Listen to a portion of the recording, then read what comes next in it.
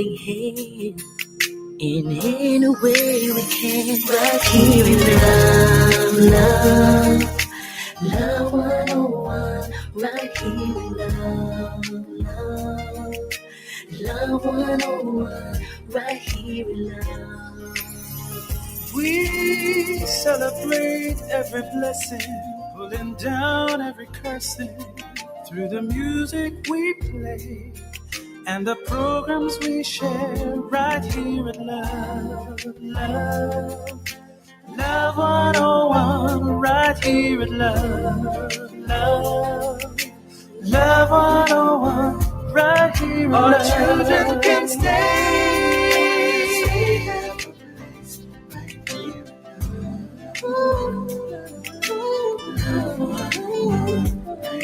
But love you did. But love you did.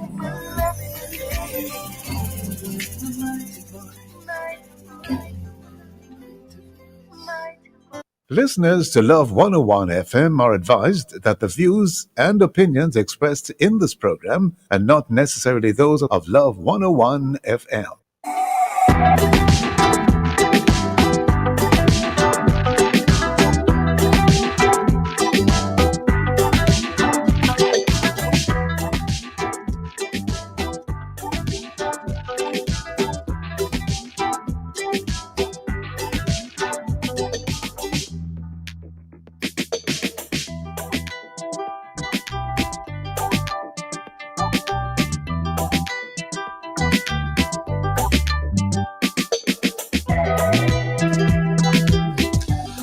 Yes, good morning, Jamaica. Good morning and welcome to It Is Your Show called The Rock on your station. And this is Love 101. What can I say? We're back together again. You know that good old Jamaican song, that song that we love to sing? We're together again, just praising the Lord. Yes, we're praising the Lord. We're increasing our knowledge. We're developing our worship. We're getting into the Word.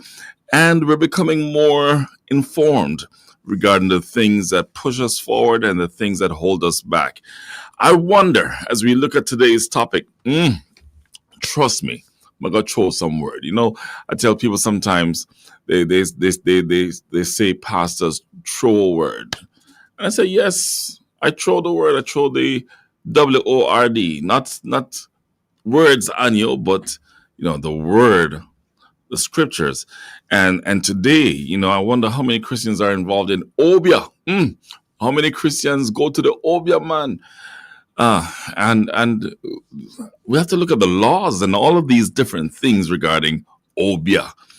Those are the things that are going to be part of the discussions today on The Rock. It's going to be really different, really interesting, looking at some important issues, modern day relevant issues right here.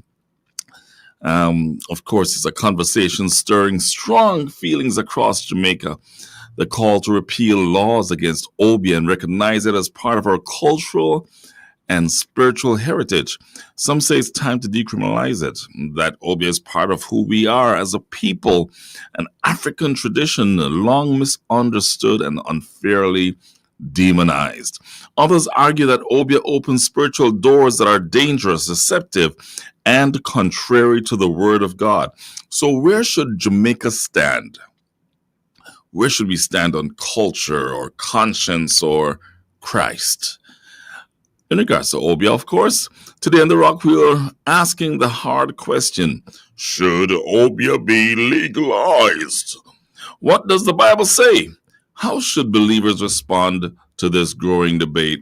We'll look at that and talk about that in just a few minutes. Just want to thank those of you joining us from all over the world for this one-of-a-kind show.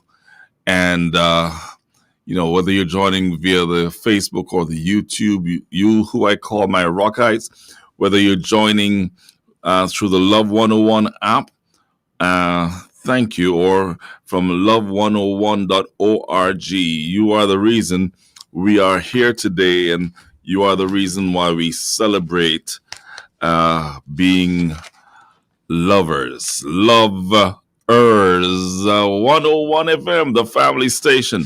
So, got to give you a piece of my mind, and I open up the Jamaica Observer, where, on page 1, 2, 3, 4, it gives the story 312 fatalities recorded in Jamaica's roads up to Sunday, and growing fears. Obviously, it looks like we're heading back to 400, and we were in the 400s back in the 90s. So, with all that's being said and done, it just seems as if we're not getting to the minds of Jamaicans. The fact is, we're 5% above where we were this time last year, and that's not good. And Mr. Jones, Lucian Jones, took the time to speak in the media recently about it. And he says, for this year, we have seen where we have gone from minus figures in January, February, March, April, and May. And by that, he means it was going down. But now he says there's a 30% increase since June. In June, 90% increase in July in road deaths. So something's going on that we don't seem to care about, because I want to tell you why I say that. I still see some crazy driving on the road. Somehow, when you look in the newspaper today, the Observer, and you see it shows the mangled remains of a minibus. It shows another car. You have to wonder if we don't realize what's taking place. Obviously, if these people who have died knew they were going to die, they would not have driven the way they did, or it would not have been the way it was. And the concern for me is that we still go out and do silly things, not realizing that a tire can be blown, a tire can fall off, the road is wet, or somebody else is on the road. And so I have no level of tolerance for the way I see taxis driving or young people. And sadly, the big majority of the deaths on the road are men and caused by men. So obviously the ladies are doing something right, even though we look at them and say, is our lady driving over there? So, no, but they're doing something right. They're taking their time. And we don't need to be driving the way we're driving. We don't need to be doing the things we're doing on the road. It has to start with leaving out earlier. It has to start with a total intolerance for the behavior for public passenger vehicles, including bus drivers. Last week I mentioned that I'm seeing bus drivers, JUTC drivers, and coaster drivers driving with the phone, and also public passenger vehicle drivers, taxis, smoking weed. So why are we tolerating it? And the bad thing about Jamaica is that we continue to point fingers to the government. Yet, I'm watching a taxi overtaking me down the middle of a road filled with about 6 people in there, sitting down very comfortable. And for the life of me, I cannot understand why you sit down in a vehicle when you realize that the taxi is putting your life at risk. Every time they break the rules, they put your life at risk. And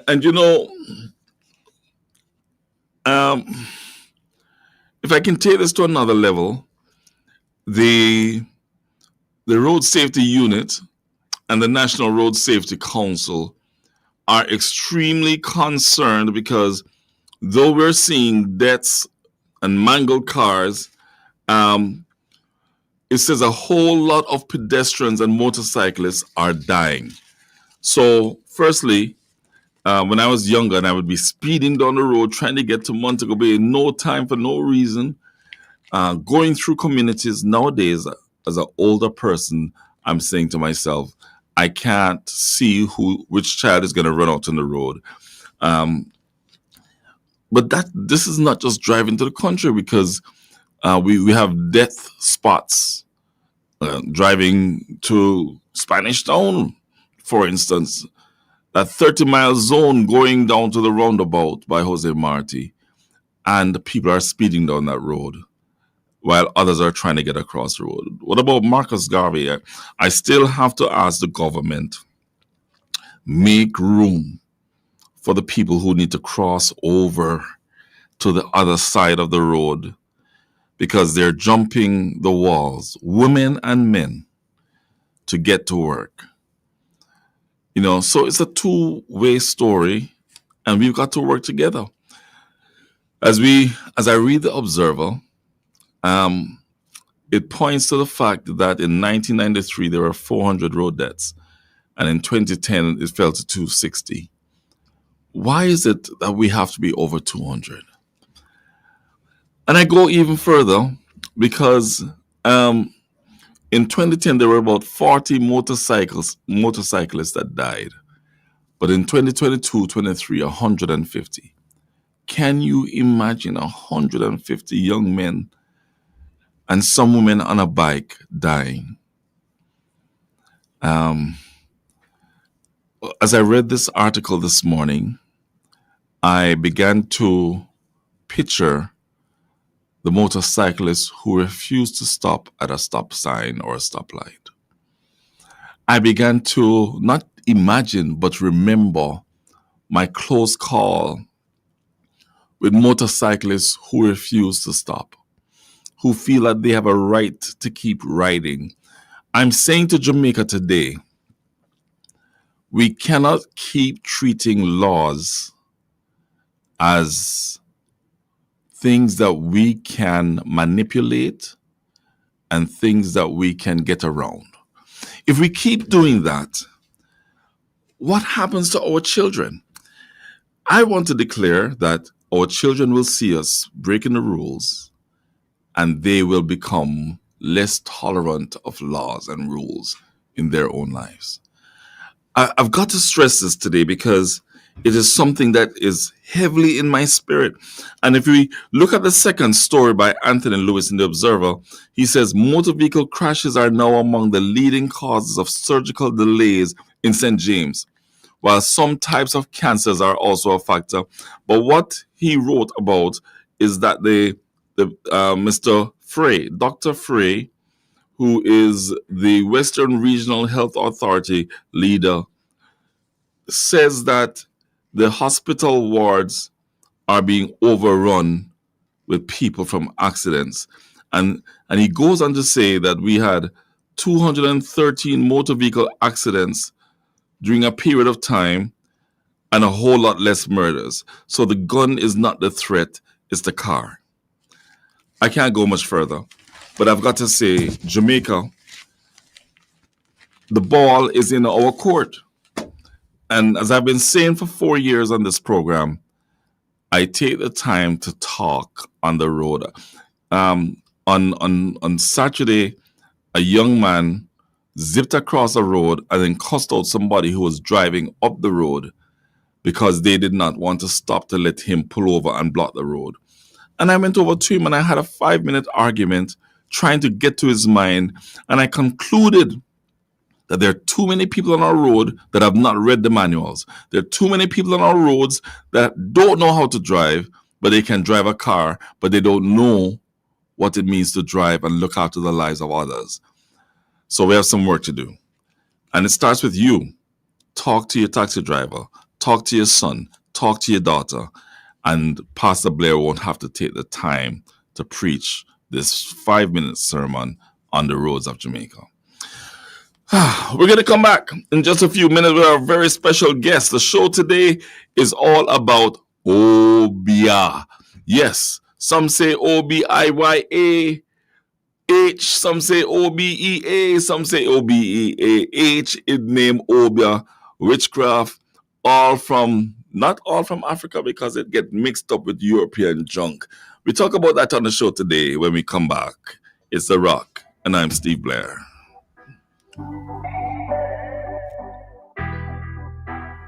Visit Marshall's Pharmacy in Greater Portmore for all your prescription needs. We have gift items, stationery supplies, household and personal care products, plus print services available powered by Print Corner. Marshall's Pharmacy in Greater Portmore. We go the extra mile for you. The time by Marshall's Pharmacy is 10:15. Every school is free of unhealthy, ultra-processed products. You know, those high in salt, fats, and sugar. If only that weren't a dream. The reality is that many children have an unhealthy diet at school, and 23% of them are overweight or obese. This can lead to hypertension, heart disease, and type 2 diabetes. Let's protect our children's right to health with a policy for schools that prevents unhealthy food marketing and ensures access to nutritious foods. The time is now. Let's implement the National School Nutrition Policy. A message from the Heart Foundation of Jamaica and partners. New down Intel, fresh and 24/7 you see. New down Intel, a softener with a scent for close your eyes. New down Intel, fresh and 24/7 with a scent that lasts. New down Intel, find it in your favorite store.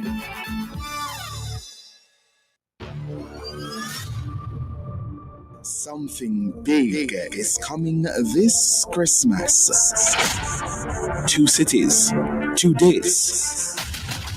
one unforgettable experience. Mark your calendars. Saturday, December 13th and Saturday, December 20, 2025. The magic of the season is about to hit Jamaica like never before. Where will it be? Who will be there? Stay tuned. Because season splendor is coming and you don't want to miss it. Season Splendor. The countdown begins.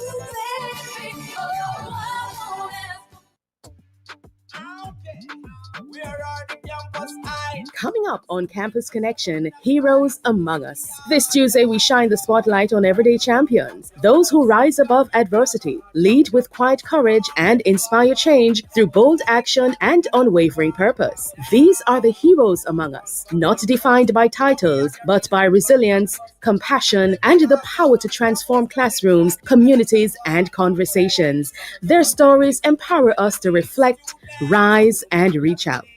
Join us live with Staff Officer Steve Taylor, a trailblazer in correctional leadership at the Department of Correctional Services, a steadfast agent of second chances, and a voice for transformation behind the walls.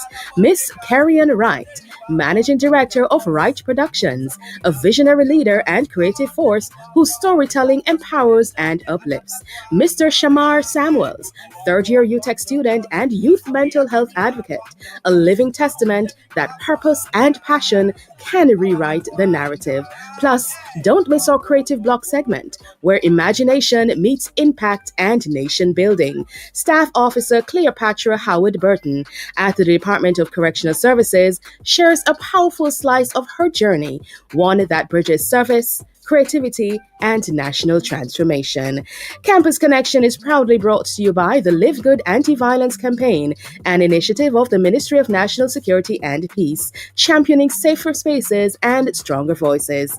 Tune in on Tuesday, October 14 at 5:30 p.m. on Love 101, the family station.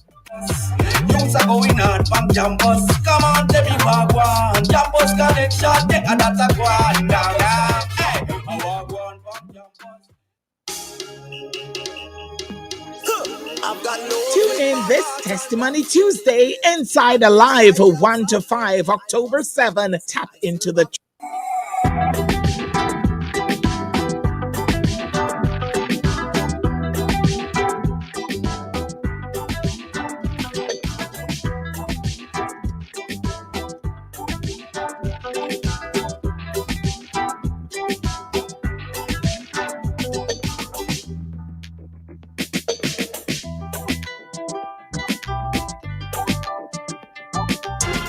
Are you interested in what happens in the world of sports? Do you want to hear from athletes and coaches as they talk about their perspectives? Join me, Kathia, right here on the family station Love 101 FM for Sports Talk every Saturday from 1 to 2 p.m. That's Sports Talk 1 to 2 p.m. right here on the family station Love 101.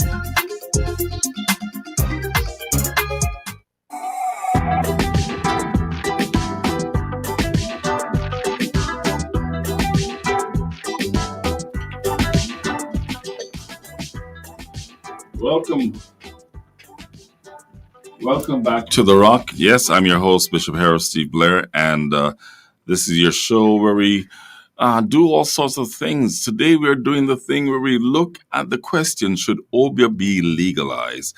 Post all your comments on this topic on our Facebook and YouTube Live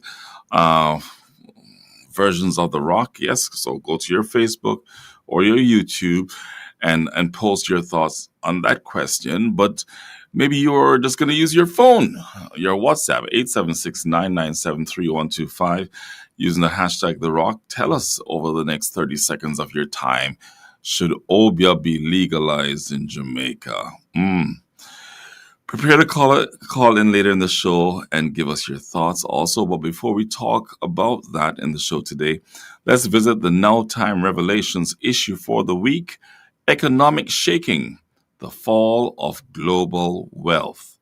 And to discuss that with us will be Pastor Courtney Morrison and Father Sean Major Campbell, two great friends of mine. Father Sean is an Anglican priest and advocate for human rights and justice, sometimes called a troublemaker, but he's a great guy with a great mind. Also, Pastor Courtney Morrison is a pastor from the Fellowship Tabernacle Church in Portmore. He is the man behind the Plan for Left, Wrong, Do Right, chairman of Men of God Against Violence and Abuse, Magava, host of The Mailbox and sometimes The Rock on Love 101, and should I call him politician, ran in the election in Portmore.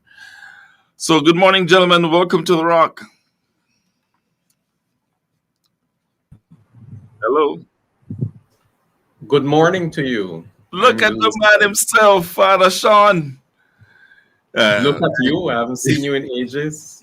I know. I should put out the disclaimer that both Father Sean and I pastored in the Cayman Islands. I would also say that I attended one of his sermons. And do you all call it Mass in the Anglican Church? Mass, Holy Eucharist service. I was served the Eucharist. Yes, found it to be rather interesting. My mother, of course, always tells me that she started in the Anglican Church. So, and I know also that when I came back here that I heard that the Anglican Church had been involved in Youth for Christ over the years. So nice to see you and my great friend, Courtney Morrison. Courtney, are you able to hear us, Courtney? Okay, so I'm not hearing Courtney at all. So in the Now Time Revelations, I've been told by my producer that we're looking at wealth and economic shaking, the fall of global wealth. Your thoughts on this, Father Sean? This kind of a statement in a world that continues. Well, first of all, it is the first I'm hearing this topic. Okay. Yes, so it would have been nice to hear before. Okay. I guess But yes, there is no doubt in my mind that there is a shaking of more than global wealth. There is a shaking of world powers. And there is a change of what would have been considered center at one time. So we are in for a lot of new beginnings. You know, as we talk about wealth, we hear of all of these families that they say run the world, and as a result, they dictate what's taking place in different times, and they plan when the inflation's against us and the devaluations of the dollars, and the supply shortages. We've experienced in Jamaica back in the 70s shortage supply because of political uh, uh, because of the political differences that were taking place. How does the world move forward, Rev, when we have these kind of challenges where people can dictate when things are up and down? Is Father Sean there? Oh, that's me? Oh, Yeah, I thought it was Pastor Courtney. I'm not hearing him at all, so I'm just talking with you until I can hear him. Oh, boy. Well, I believe a big part of the world's moving forward You is know. going to is going to depend on wider civil society, to include church and other religious traditions speaking out. It's going to mean that those who are advancing the cause of a better world, a better humanity, will have to speak out.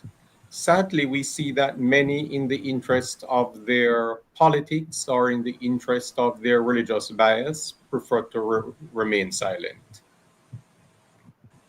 Courtney, welcome.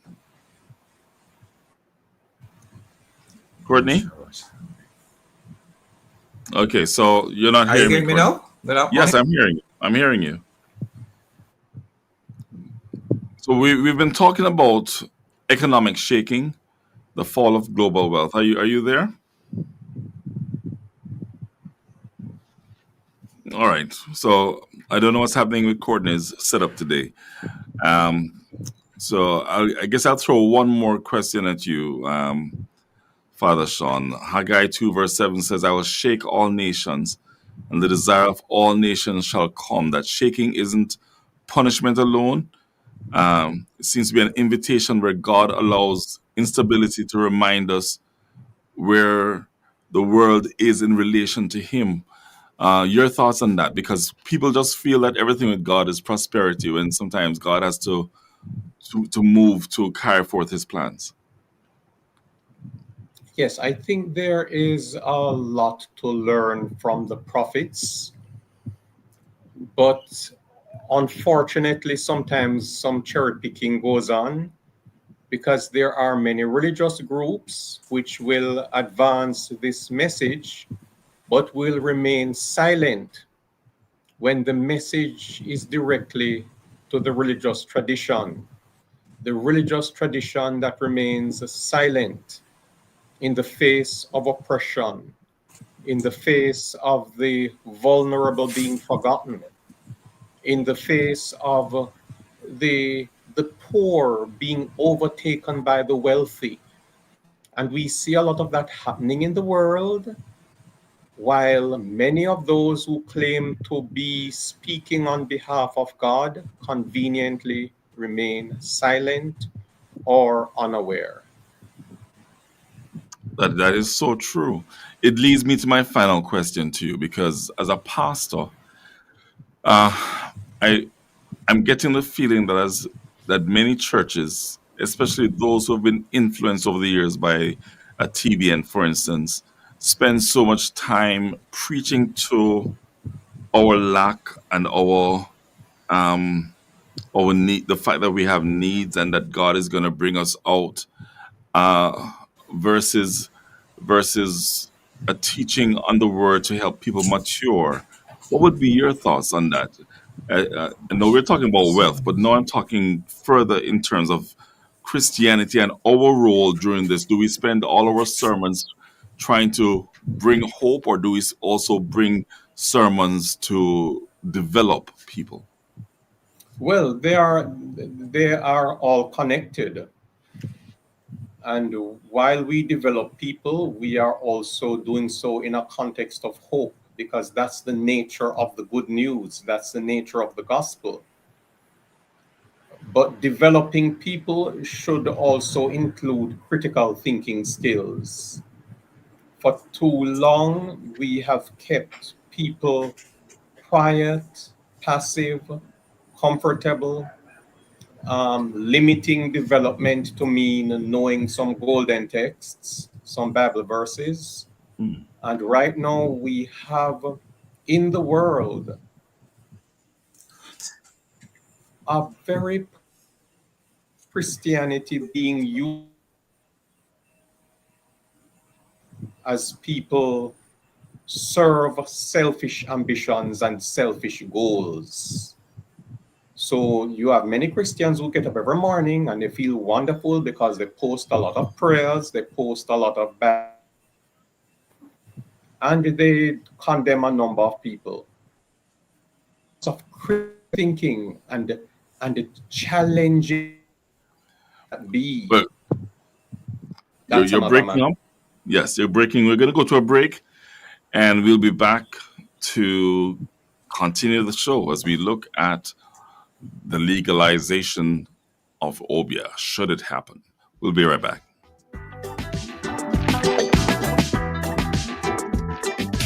Done, triple grease cleaning power, each foam lasts longer. Done, triple grease cleaning power, you scrub less often. Done, triple grease cleaning power. Find it at a great price in your favorite store or supermarket. Formula with 3 grease cleaning agents versus another dishwashing soap of similar price.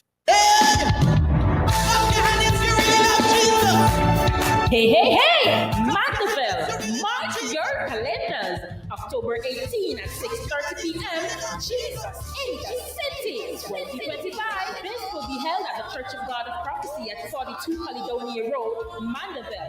Experience worship and ministry with Petra K, Ministers Fabian Wright, Nicole Robinson, Diane Henry, Soul Stirring Gospel Group, plus Psalmist Naomi, hosted by MC Abigail Blair Black. Pre-show tickets $2,000 for adults and $1,000 for children. Available at Montana and Johnson's Pharmacies. Call 876-566-6959 for more information. Mandeville.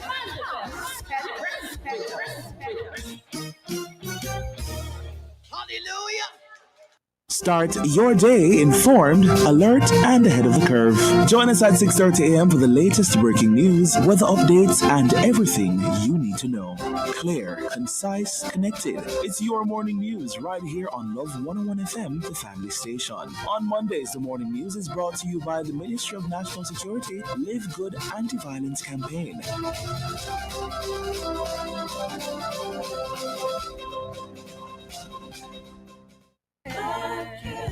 Sometimes all we need is a listening ear. The listening ear, the counseling, the logical reasoning, and spiritual guidance are what appeal to us. That's why I'm here. I'm Dr. Joan Pinkney, the counselor, your counselor on Love 101 FM, Tuesdays and Wednesdays, 10 to 11 p.m. You know you can call on me. I will listen and more. So let's talk about what's bothering you. Anything. Tune in, listen, call in, text or voice message. I'm Dr. Joan Pinkney, counseling psychologist, ready with a listening ear. Tuesdays and Wednesdays, 10 to 11 p.m. Right here on the family station, Love 101 FM.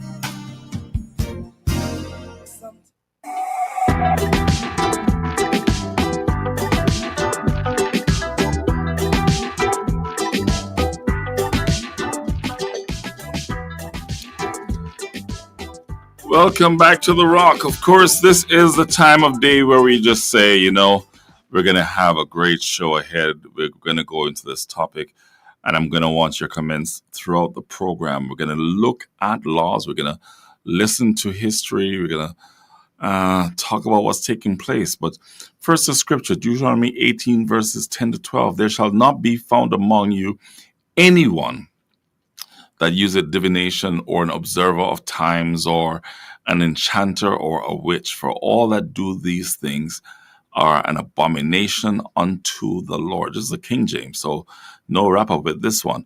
The Bible seems pretty clear that there's a difference between God's power and other spiritual sources.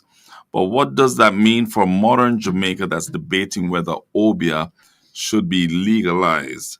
Well, as we go forward with the program and this topic, I know I'm already seeing messages come in from viewers. Marva Linda says, I don't think Obeah should be legalized. It is not biblical, and it is a wicked thing when people's mind is not of God. A lot of shims would just spread out like market. Right above that, Paulette Stevenson says, anywhere the works of darkness is, there'll be a curse instead of blessings. And these things are mentioned in Scripture. I want to say welcome to all of you joining us today. Of course, I see Paula Stewart Bailey from the Pentecostal City Mission Church headquarters. And the Pentecostal City Mission Church was where the great V.T. Williams started, and he would always give me the stories of meeting my father's uncle, Uncle Stanley there, and Uncle Stanley beating him with his prayer stick and say, "Pray, V.T., pray."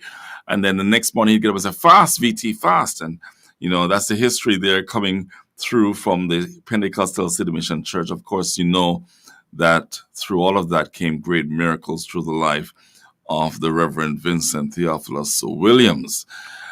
So our main topic, and joining us once again, Pastor Courtney Morrison and Father Sean Major Campbell, and to guide us into what the law actually says, we also have with us Michael Diamond, attorney at law. What does the Jamaican law say about Obeah? How is it regulated? How prevalent is it in Jamaica today? And what do we mean when we say legalize it? I mean, if we can legalize weed, I'm sure we're going to legalize a whole lot more junk, because I'm sure, I don't know if our leaders are seeing the effect of this legal weed on our young men. And I'm going to keep talking about it. Because, I talk about the weed and the driving. I don't know what are they going to do next. So is Michael there? Michael Diamond, how are you doing? Good morning. Good morning, Sir Blair. Good morning to your listeners. Well, nice to have you back on the program, bro. Before I go back to my other guests, we certainly need to have a look at this whole issue of Obeah and Jamaica and the potential legalization of it. What's happening in this realm that you can help us with today? Okay, well, it's very important for the disclaimer. The disclaimer I would say is that do note that I am not promoting, nor am I advocating or choosing one belief over another, but just speaking directly to what the law says about this particular practice. So, because we have listeners, and I certainly wouldn't want the listeners to misconstrue, what we speak of here. The fact of the matter is that Obeah is a criminal offense in Jamaica, and just a little background here is that the Obeah Act was actually passed 127 years ago, and this was back in 1898. And at that particular time, it had a lot more to do with it was mostly to prevent a lot of fraudulent practices that individuals were complaining about under the guise of Obeah. And of course, there was also a racist connotation as well, because it was a practice that was utilized a lot more by individuals of African descent, and they were using it against their colonizers, as a way of, that's one of their weapons of fighting, their belief in the spirituality of that. Now, today, we do have a situation where there's a lot of misconceptions and a lot of misunderstandings where it is concerned, but nevertheless, this law is something that is still on the books of Jamaica, and it doesn't only penalizes those who are practicing it, it also penalizes those who patronize it. So individuals who go to the Obeah men or Obeah women to seek any type of counsel or service, they are also subject to being penalized under the law. But before you go further, I'm going to start in the reverse. What would be the fine or the terms of imprisonment for somebody found, one, practicing, or two, going to an Obeah man? All right. So as some may recall that back in 2019, the Minister of Justice at that time was speaking of possibly to repeal that act, or even to basically do more to bring it into a modern concept, because as it stands, the penalties for a practitioner that practices that is up to 12 months, up to a year imprisonment. And remember, this was established in 1898, so it's a year imprisonment. It also at hard labor, and there's also a whipping to go along with that. So you can get whipped, you can do hard labor, and it's up to 12 months. Now, for individuals who would go to the Obeah man or Obeah woman, it's up to 6 months incarcerated. And of course, the whipping is also a part of that. Now, we're not whipping anyone in Jamaica today, but nevertheless, these are laws that are still on the books that, even though they're on the books, is not necessarily being enforced by the government of Jamaica. So I'm looking at the laws and the interpretation, and it really puts a very wide explanation to Obeah. A person practicing Obeah means any person who, to effect any fraudulent or unlawful purpose, or for gain, or for the purpose of frightening any person, uses or pretends to use any occult means, or pretends to possess any supernatural power or knowledge. That's a big and wide statement there.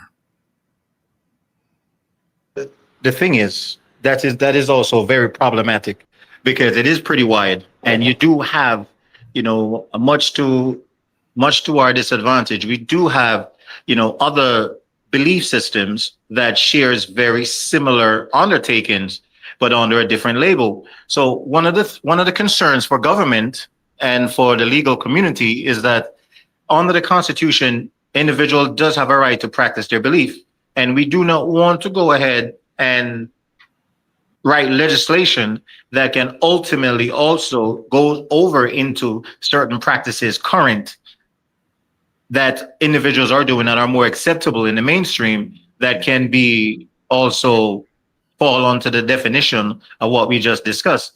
Because as simple as it might be, the historical context of why it was outlawed in the first place, its origins, and what is it in its authentic state.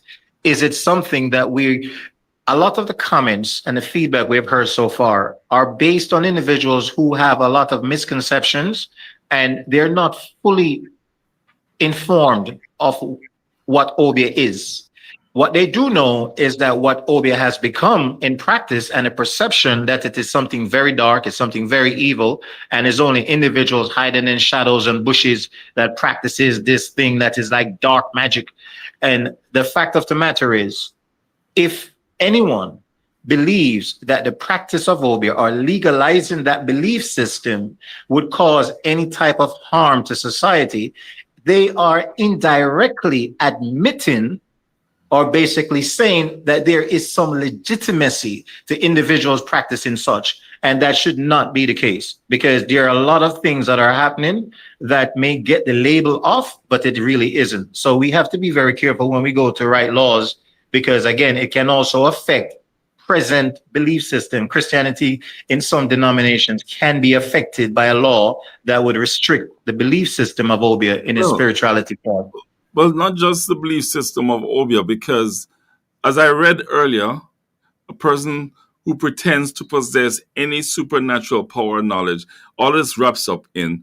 And then you talk about Obeah in terms of flora and fauna, then the utilization of herbs. You talk about Obeah not just being in spell casting, but the Obeah, according to this law, is so wide-ranging that it incorporates more than just African spiritual history, but for someone like myself to go and say that I am going to use a supernatural power to pray for a lady, and I'm talking about me now, so I'm not talking about any other pastor. And the doctor says, and she shows me, Pastor, I can't have baby, and I pray for her, and she gets a baby because I use a supernatural power, Jesus Christ, or I give a word of knowledge. I am, according to this, supposed to be lined up to be imprisoned. Absolutely. And that's one of the things that a lot of people are not aware of, is that, remember, there are a lot of times that conventions are being kept and individuals are saying that they're master healers and that they're deriving this power from a higher source, a higher authority, which would define supernatural. And in fact is, There have also been shamans that have basically fraudulently and con individuals at these conventions. So weeding out those who are legitimate from those who are just practicing ills just for financial gain is not the easiest thing to do. But as a government, we do have the right and a duty to protect individuals from such type of scams and fraudulent activities. And unfortunately, we do not want to get into a place where over-regulating that which individuals can demonstrate some personal responsibility and not be tricked into their situations. I have one more question for you, but I'm going to ask it when we come back from this break. I got to get my other guest in, but I've got to ask you one more question. After the break, we'll be right back here on Love 101.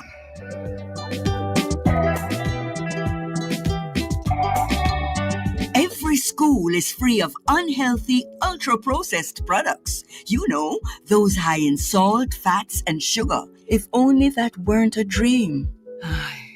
The reality is that many children have an unhealthy diet at school, and 23% of them are overweight or obese. This can lead to hypertension, heart disease, and type 2 diabetes. Let's protect our children's right to health with a policy for schools that prevents unhealthy food marketing and ensures access to nutritious foods. The time is now. Let's implement the National School Nutrition Policy. A message from the Heart Foundation of Jamaica and partners. What, Melody? Yeah, wash door. Yes, Mrs. Johnson, like every Saturday. Me love how you're conserving water and light. Yes. Cause no washing machine today. The bills them always make you remind me. Them landlord. No, man. I'm not really talking about that. Me just thinking how even when we cost them more time, all the utilities them are improved in one form or another. The service more reliable, customer service are improved, bill payment more convenient. Yes, service really are improved. Even internet service just as necessary as water and light these days, you know. True. So, how long you have left to wash? Has a utility provider improved for you? Vote for your Utility Provider of the Year 2025. Pick a provider for the Consumer Advisory Committee on Utilities Awards. Visit our.org.jm. Voting ends November 5. Hate long wait times at the pharmacy? Me too! Well, I found Marshall's Pharmacy, located at Pathfinder Plaza, Greater Portmore. Great customer service, shorter wait times, all the local and international brands I want, plus print services powered by Print Corner. WhatsApp your prescriptions to 876-491-7841 and follow them on Instagram at Marshall's Pharmacy. Visit Marshall's Pharmacy in Greater Portmore today. They're open late every day, even on public holidays.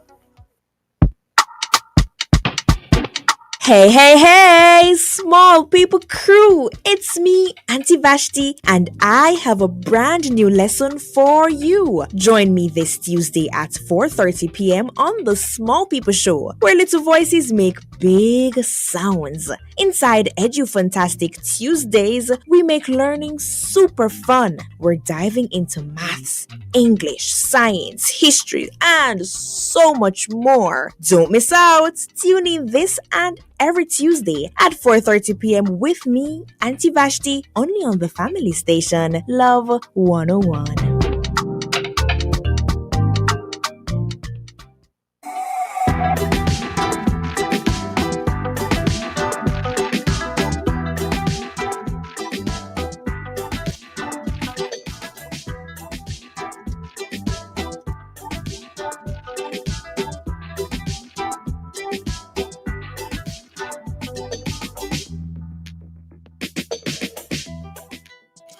Yes, welcome back. Welcome back to The Rock. We're talking about Obeah and the possible legalization and the issues around this.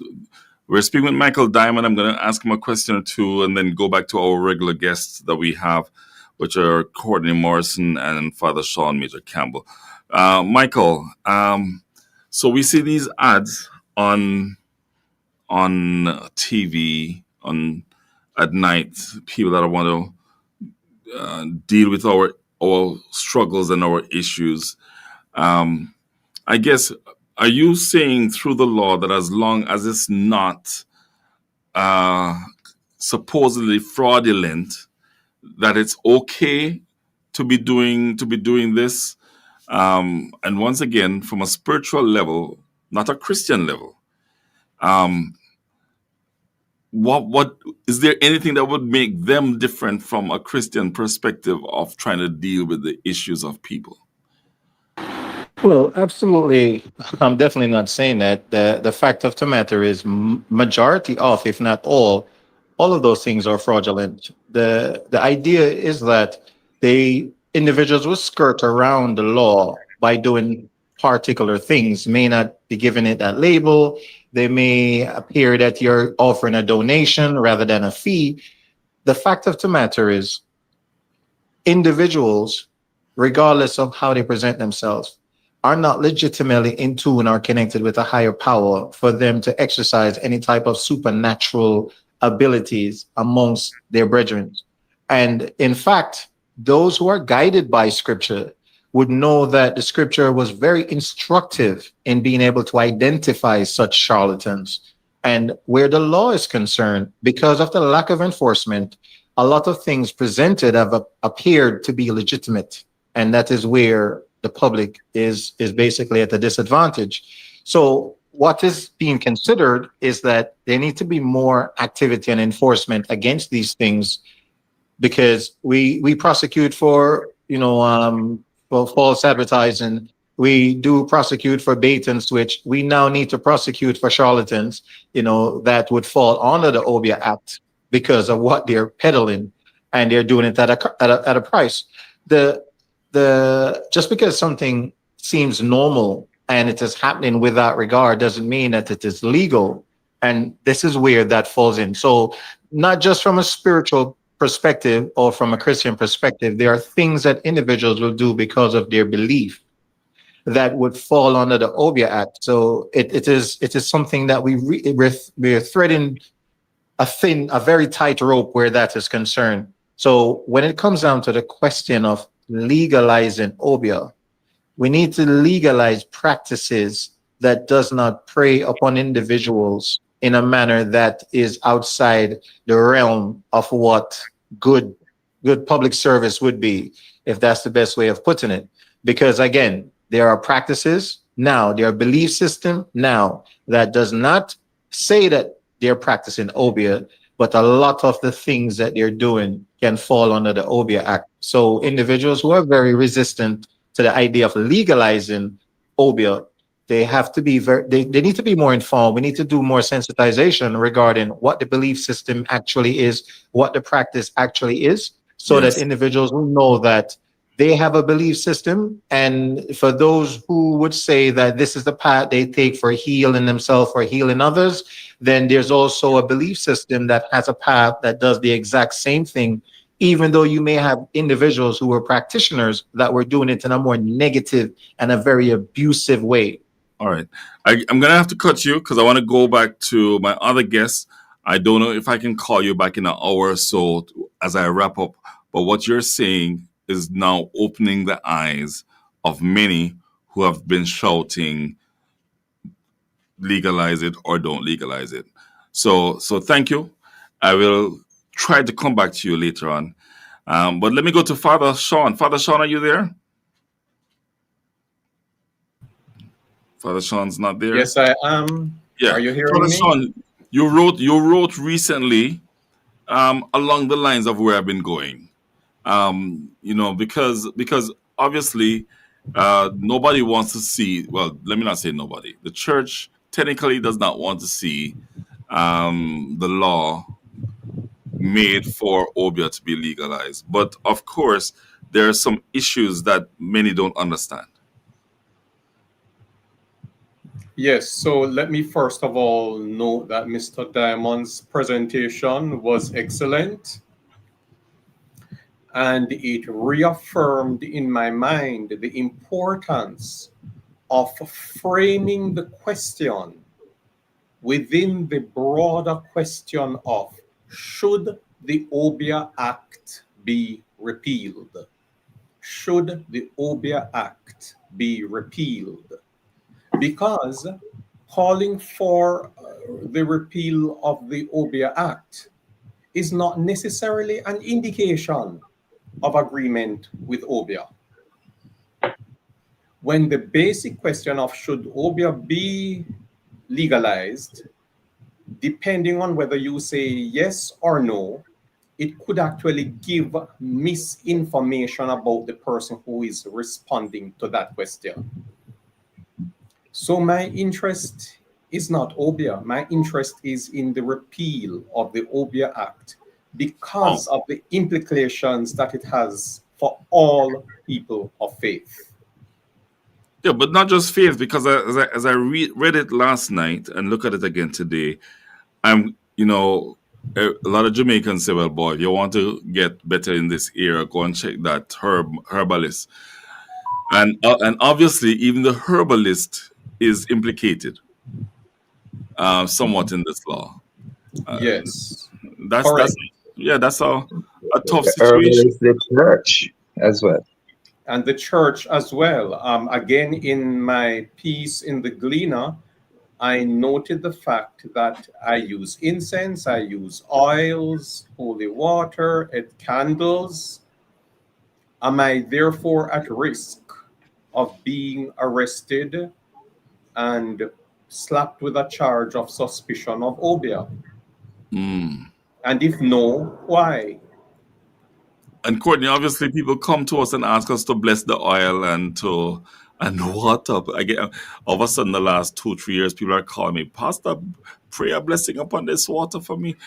And the thing is, at the end of the day, I think I'm going to throw a very tough question to you guys after the break, because a lot of Christians don't believe that Obeah is real in one sense, or that spiritual darkness is real in another sense. And I really want to talk about that when we come back from the break. The essence of why the church may not want Obeah to be legalized, but not the law that is in existence. And I thank Father Sean Major Campbell for stressing that about the repeal. And also after the break, I'm going to bring in incense pot, by the way, one of my incense pots. One of these days. And I don't believe it's your church alone that use those incense. I think the Ethiopian Orthodox Church does the same. Indeed, after listening to what Sir Diamond expounded on today, I'm sure most of us in Jamaica did not know that this is actually what the law says. I myself am being informed by quite a number of the things that I heard today. So it's interesting. Yes, we don't want Obeah of itself to be legalized, but the law of itself, as it is stated now, it's interesting whether or not we need to look at it, and whether or not we hear the government in 2019, what is it that they want to change it to remove from some of us becoming culpable under the act and ensuring that it becomes specific to something else. And Christians who want to keep the Obeah Act should ask themselves questions like, should they also be advocating for the penalty to be increased from $40? Yes. Or 12 months. Well, let me throw one or two as we go into the break, gentlemen. Point number 2 from the Obeah law. We looked at in this act, Obeah shall be deemed to be one of the same meaning as nihilism, and they talk about the fraudulent purposes. But number 2 also looks at instruments of Obeah, means anything used or intended to be used by a person and pretended by such person to be possessed of any occult or supernatural power. So the holy water, Rev, the oil, the anointed oil that we hear some drugstores don't use, is actually the antidote to Obeah. What is the antidote? The nihilism. Yes. All right. But thank you for mentioning that. Condemned. We're going to the break, folks. Many of you have never heard this before, but you're hearing it right here on Love 101. And we'll be back with our guest and also Pastor Donald Stewart after this break.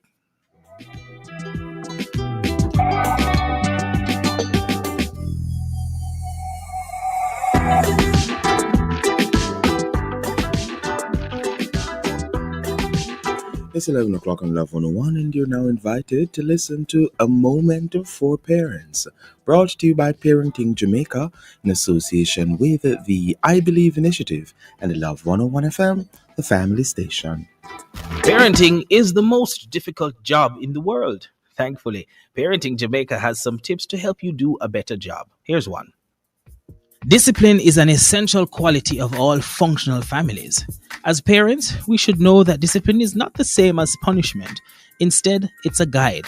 It's the process of teaching your child the type of behavior that's acceptable to the society. Parents should begin disciplining their children as early as possible. Train up a child in the way he should go, and when he's old, he will not depart from it. To find out more about parenting styles, visit the Parenting Jamaica blog at parentingjamaica.com or follow us on Twitter at parentingjam. Thank you so much for listening to A Moment for Parents, brought to you by Parenting Jamaica in association with the I Believe Initiative and Love 101 FM, the family station. Just spread the word, let it be known HPV for the MVP, we're not alone. Together we'll fight, keep cancer away, get vaccinated and keep it that way. HPV vaccine are what we need. Oh yes, me say that me a pray. You have to prevent yourself cause this is what we need. HPV for the MVP. The vaccine is cancer prevention. A simple shot worth the attention. Stay protected, don't hesitate, get vaccinated right away. HPV vaccine is cancer prevention. A simple shot worth the attention. Stay protected, don't hesitate, get vaccinated. No, it's never too late. A message from the Ministry of Health and Wellness. Fresh and 24/7, you see. New down intense. A softener with a scent for cozy love. New down intense. Fresh and 24/7 with a scent that lasts. New down intense. Find it in your favorite store. Have you subscribed to Love 101 FM's YouTube channel as yet? No money needed. You just need to type in Love 101 FM in your YouTube search, and when you get to our channel, click on the big red subscription button. It's as simple as that. You'll then see a little bell. Click on it. That way, you'll know when we go live. Yup, you will be informed right away. Love 101 FM YouTube channel. All subscriptions are free, so no worries. Do it today and keep connected to love. Here's why you can't afford to miss the Morning Watch. I love listening to the Morning Watch because topics are discussed and issues are highlighted that are of major importance, which in turn edify me. The Morning Watch, Tuesdays, Wednesdays, and Thursdays. I like listening to the Morning Watch. I find it very informative. I find it very interesting. The topics that are covered are very, very wide. The Morning Watch, thought-provoking, insightful, current. Listen for the probing questions with Attorney at Law Stokely Marshall and the in-depth discussion with Reverend Dr. Dallin Toussaint. The Morning Watch, Tuesdays, Wednesdays, and Thursdays. The Morning Watch is on the family station Love 101. You're tuned to Love 101, the family station.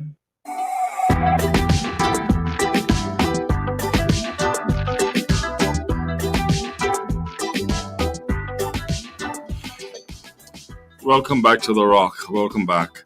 We're looking at the fact that the Obeah Act will either be made legal or has to be addressed, as we suggested earlier, perhaps even repealed. So we're looking at this from all angles. We've had a lawyer on. Now I zoom over to Africa, where the man himself, the man who's doing what I'd love to do, because I was born on the mission field. He's there in missions. That's Pastor Donald Stewart. And I'm going to bring him in right now to talk about this Obeah Act. Rev, are you there? Pastor Stewart? Sir. Yeah, welcome, my brother. How are you doing? I am doing well. So we talk about this Obeah Act, which was made operational on the 2nd of June, 1898. And, it's not a long thing. It's just a page and a little bit. But many people don't understand Obeah. And so as we continue, I'm going to, after you get through, I still have Father Sean Major Campbell and Reverend Courtney Morrison with me. But I told my producer I did not want to do this show without speaking with you. And I know a bit about your history, coming from and where you are and the deliverance ministry you've been in. A lot of Christians tell me that Obeah is not real, that there's no such thing as witchcraft and Obeah. And that's why I called for you. That's why I want you, because I want you to talk about this.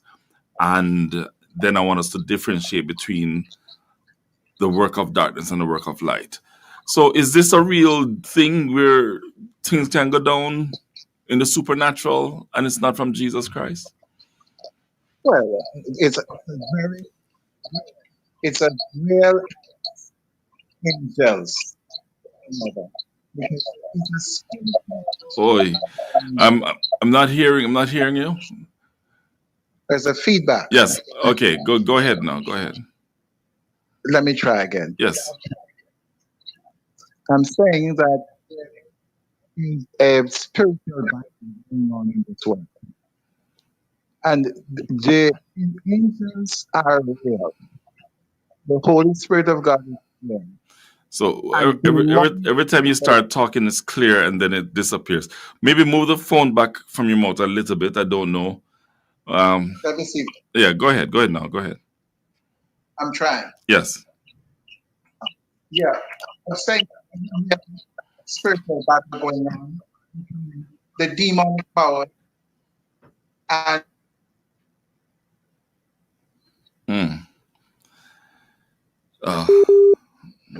So I'm not getting him at all. And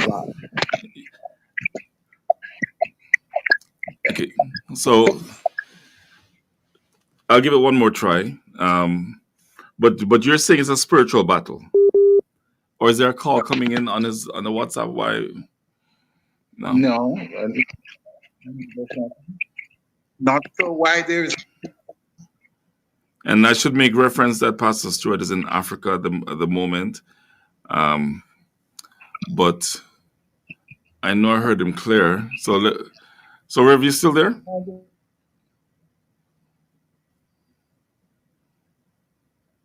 Oh, so we've lost him. We lost him. All right, so let's go back to our guests. Gentlemen, I will ask Courtney. I'm here. I'm here. Yes. You know, let me see if I can help with some of what you asked. Donald Stewart. Been through, ministries with him. The late Pastor Maxwell from Agape Fellowship. Persons who are wondering whether or not it's real.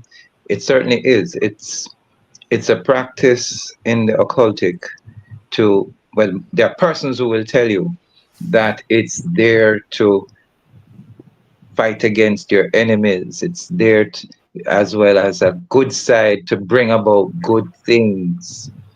But unfortunately, what we have to ask, what is functional behind the process, whether it appears to be good or whether or not it is bad.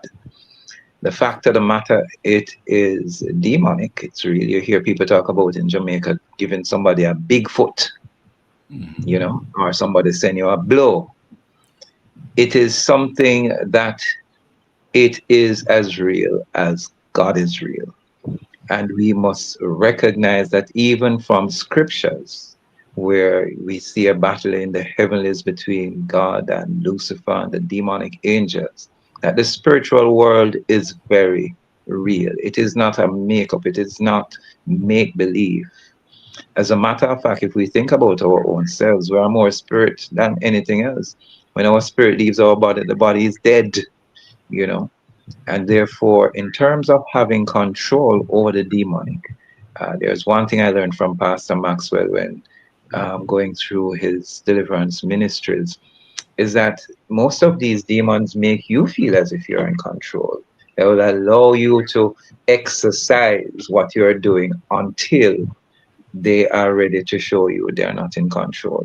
Sir Maxwell, I don't know how many persons in Jamaica know of a place on Mount Rossa or Mount Diablo where there are two monkeys on a gatepost. He went there one day and he was called by that noted Obeah man for help. And that's why he was called for help. What would happen is that, I mean, when you go into places, it's some big mile upon, and they're empty as far as we are concerned, but moving all over the place. And he said to Pastor Maxwell, in the nights when he's all alone, the demons themselves have him strung all over the place, throwing him from place to place, and he's asking Pastor Maxwell's help as a deliverance minister to help to move him from these things. So some of these persons are not actually charlatans. They are really those who have practiced the occultic in doing these things. And so the Lord, in that same Deuteronomy scripture, will tell you, those who practice these things, the Lord says, it's detestable. In other words, totally abhorrent, and he hates it. But it's God's real. It is not belief, kill, belief, cure, and no.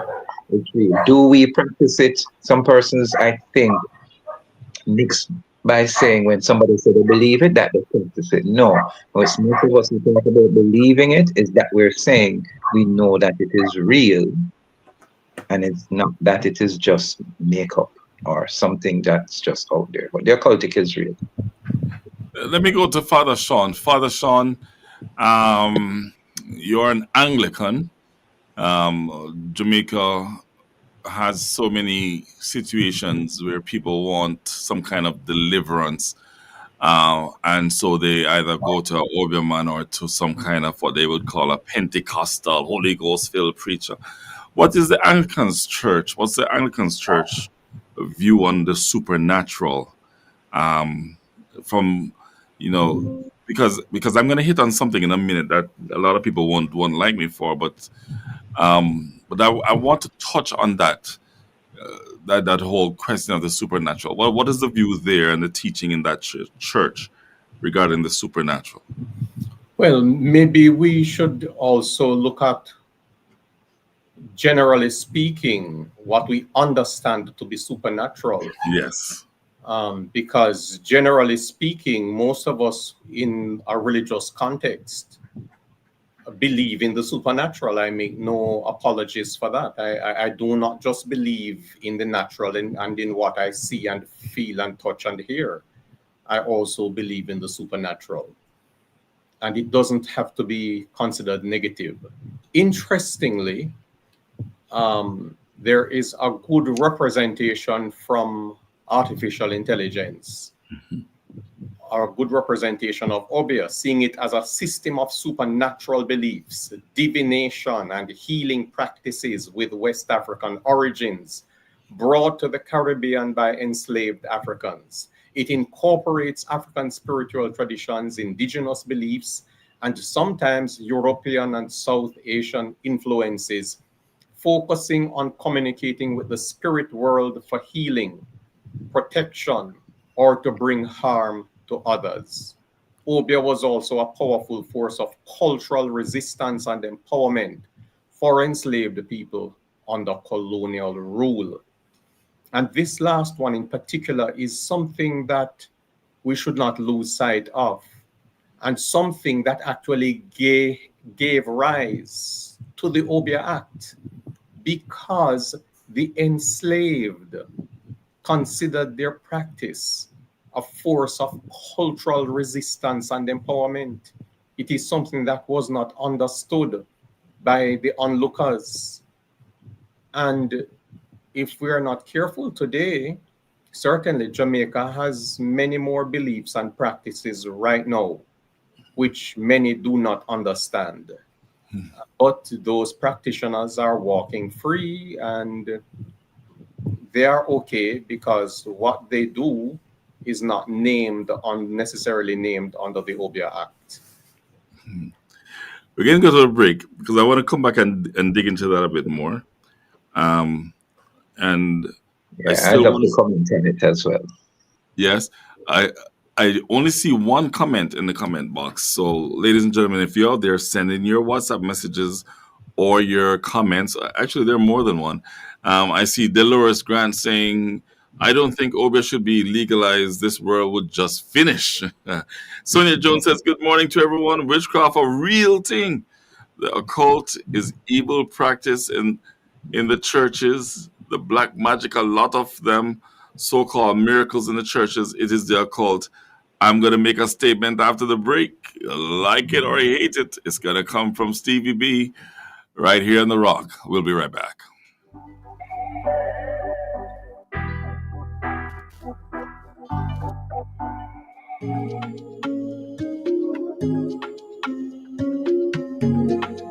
Calling all gospel artists. Are you looking for your break in the gospel music industry? Are you a big sensation but not getting enough recognition? Well, submit your name and song via our email to the producer at love101.org.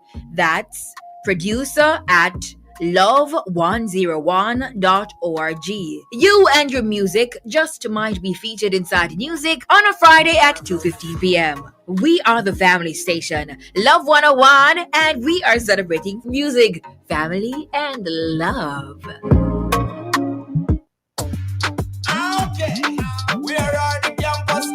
Coming up on Campus Connection, Heroes Among Us. This Tuesday, we shine the spotlight on everyday champions, those who rise above adversity, lead with quiet courage, and inspire change through bold action and unwavering purpose. These are the heroes among us, not defined by titles, but by resilience, compassion, and the power to transform classrooms, communities, and conversations. Their stories empower us to reflect, rise, and reach out.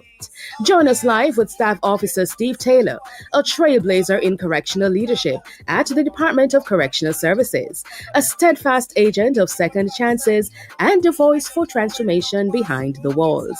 Miss Carrion Wright, Managing Director of Wright Productions, a visionary leader and creative force whose storytelling empowers and uplifts. Mr. Shamar Samuels, third-year UTech student and youth mental health advocate, a living testament that purpose and passion can rewrite the narrative. Plus, don't miss our creative block segment, where imagination meets impact and nation building. Staff Officer Cleopatra Howard Burton at the Department of Correctional Services shares a powerful slice of her journey, one that bridges service, creativity, and national transformation. Campus Connection is proudly brought to you by the Live Good Anti-Violence Campaign, an initiative of the Ministry of National Security and Peace, championing safer spaces and stronger voices. Tune in on Tuesday, October 14 at 5:30 p.m. on Love 101, the family station. Youths are going on from campus. Come on, tell me what one. Campus connection, take a data one down. Hey, I walk one from campus. Oh my gosh, it's Youth Sound! Youth Sound! Hey, this is Vice. I'm a representative. What? Youth Sound. Listen for Youth Sounds on Wednesdays at 4:15 p.m. as youths from the Jamaica Baptist Union discuss issues affecting youths and giving their youthful input on the happenings of the day. Youth Sounds is brought to you by the Jamaica Baptist Union. It is a program of the Jamaica Baptist Union Youth Department. Youth Sounds every Wednesday at 4:15 p.m. on the family station, Love 101. Youth Sounds. Youth Sounds? What do you mean by Youth Sounds? Youth Sounds. Don't know it's Youth Sounds. Youth Sounds.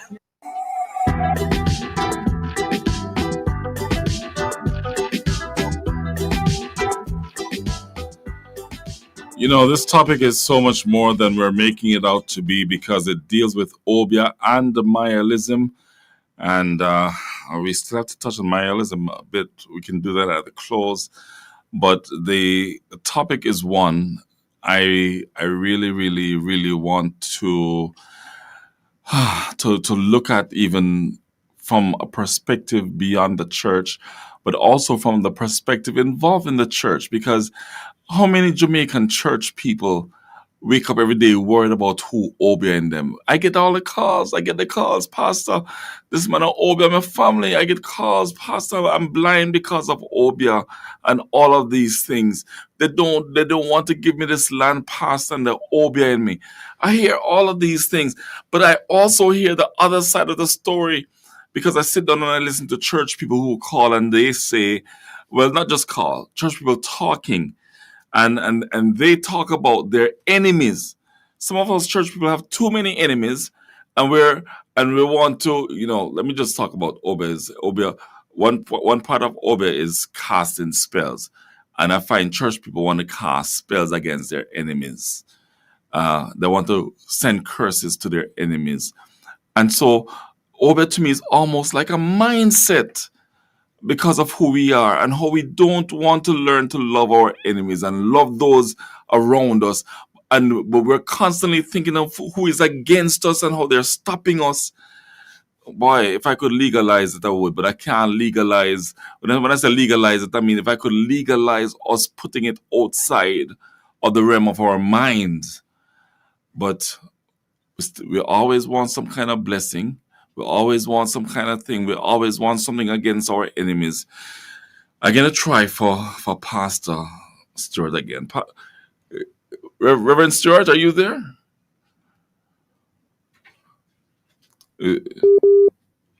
I hear that beep again. Hello. Yes, bro. Yes. Let's see. You sound good at the start. So let's see what happens when you start talking. Yeah. I've heard you talk. Reality. Yes, I've heard you talking about your history, your background, and then moving into salvation and deliverance ministry. So you have a first-hand perspective of coming from the dark side, is what you're saying? Yes, that's true. I know there's a reality in these things. And as a result of that, many people have come under bondage. Lives have been destroyed.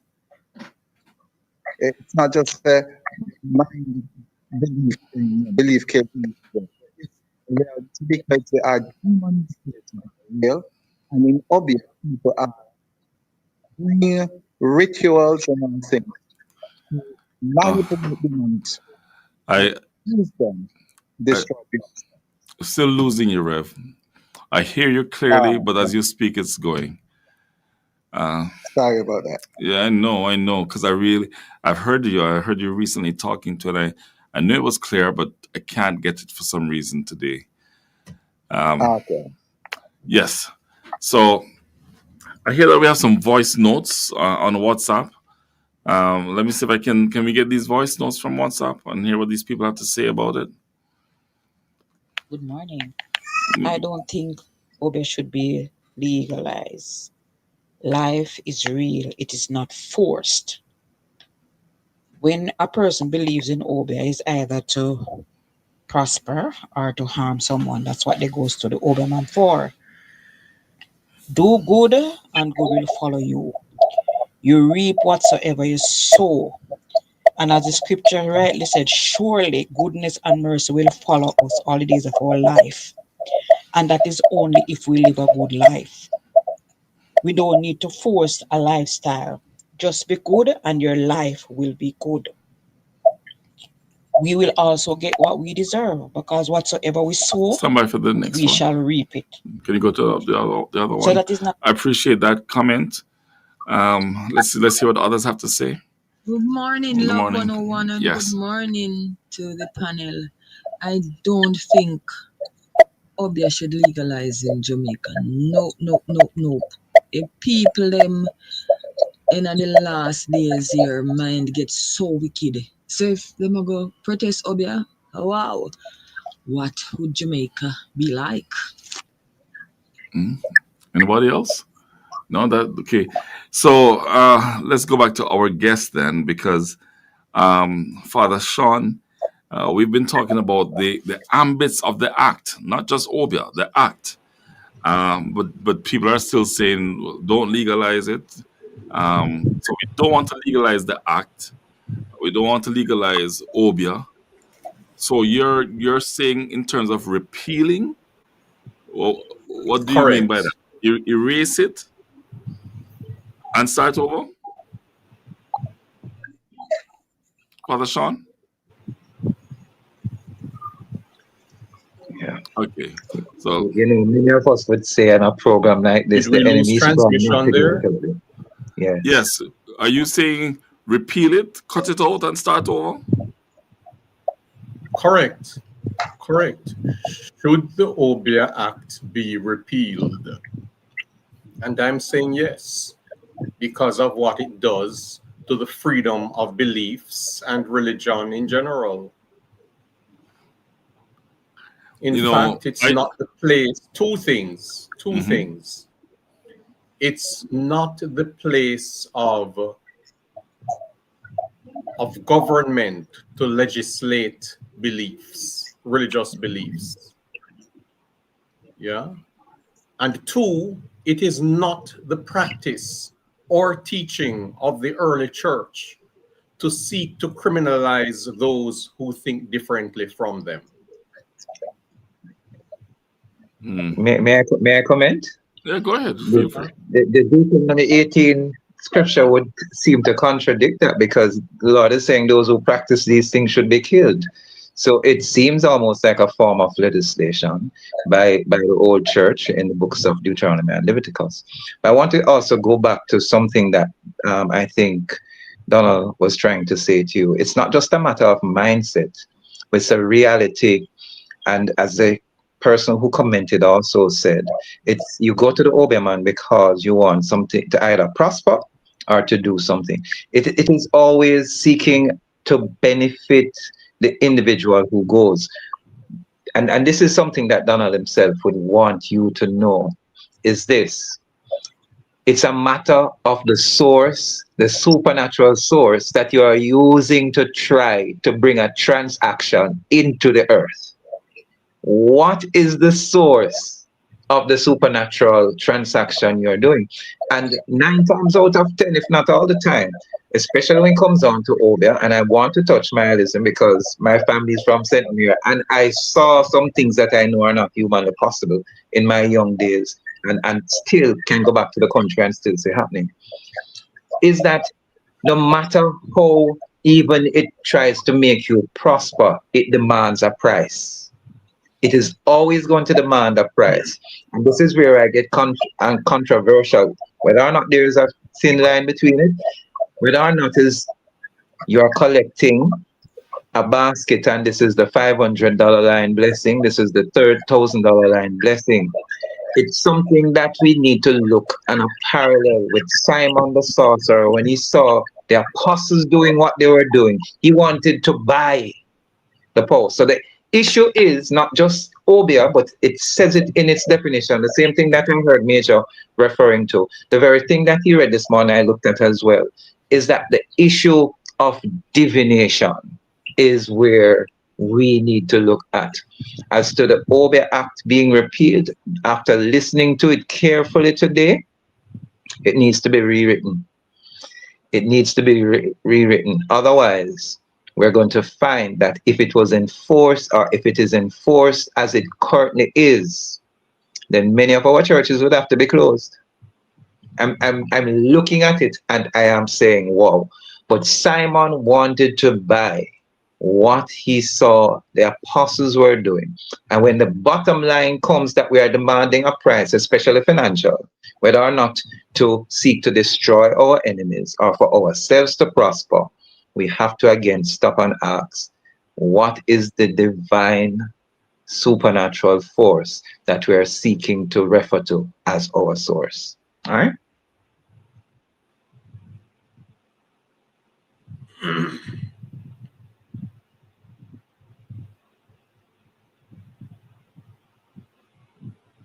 Not hearing you, Bishop Blair. You're probably on mute. Either that or microphone number 2 is down. Major, you're hearing? I'm hearing. Okay.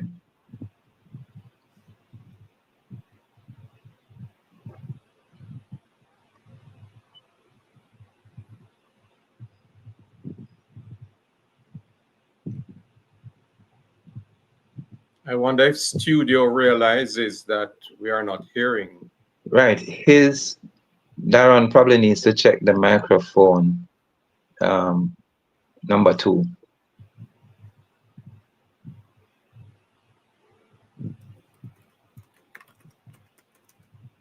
Steve, if you're hearing us, we're not hearing you. You're not hearing me at all? Just heard Just you, sir. hearing you. For the Okay. past 3 minutes, you were speaking, but we heard nothing. Okay, so let me just mention here item number 9 of the Obeah Act. It shall be lawful for any constable to arrest without warrant any person practicing Obeah. And that too would have to depend on his interpretation of the practice of Obeah.